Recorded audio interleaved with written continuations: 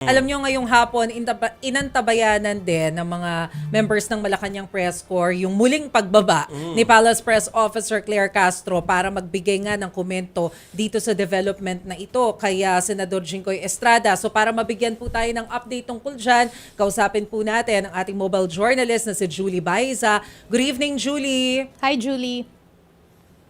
Good evening, Ate Miss Chiki, Sir Joby. Oo, ngayon nga sinagot ni Palace Press Officer Claire Castro, nagbigay siya ng statement after nga nung pagsuko ni Senator Jinggoy Estrada. Yung unang punto na sinabi niya, maganda yung ginawang pagsuko ni Senator Jinggoy kasi hindi na raw niya pinahirapan yung law enforcers. Hindi daw gaya nung nangyayari ngayon kay Senator Bato de la Rosa. Yan naman daw dapat talaga yung ginagawa ng tao na alam niyang may valid warrant of arrest laban sa kanya. Dapat daw talaga sumuko. Yung pangalawang punto, dun sa mga nasabi ni Senator Jinggoy na panggigipit or yung usapan nga sa liderato ng Senado, ang sabi ni Yusek Claire, last year pa naman daw nagkaroon ng investigasyon. Yung pangalan naman daw niya talagang lumulutang, nababanggit. Even nga din daw dun sa partial committee report na inilabas ni Senator Lacson, nasabi yung pangalan ni Senator Jinggoy. So paano naman daw nasasabi ngayon na tungkol daw sa pagbuo ng majority, tungkol daw to sa gulo ng minorya at mayorya sa Senado? Ang malinaw naman daw, laging nandyan yung pangalan ni Senator Jinggoy doon sa mga issue ng korupsyon, particular nga yung sa flood control project.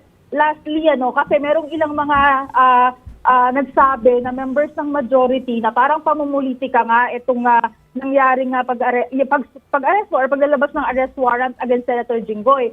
Ang sabi ni Yusek Castro, bukod nga sa talaga namang nami-mention, paano daw magkakaroon ng pamumulitika from the Executive Department kung dumaan naman sa tamang proseso at saka sa investigasyon itong kaso. Ang dapat daw tandaan ng Office of the Ombudsman, hindi naman daw yan hawak ng Pangulo or ng Executive Department. Independent constitutional body daw yan. So napakahirap daw na ganon yung mga ipinupukol against the palace.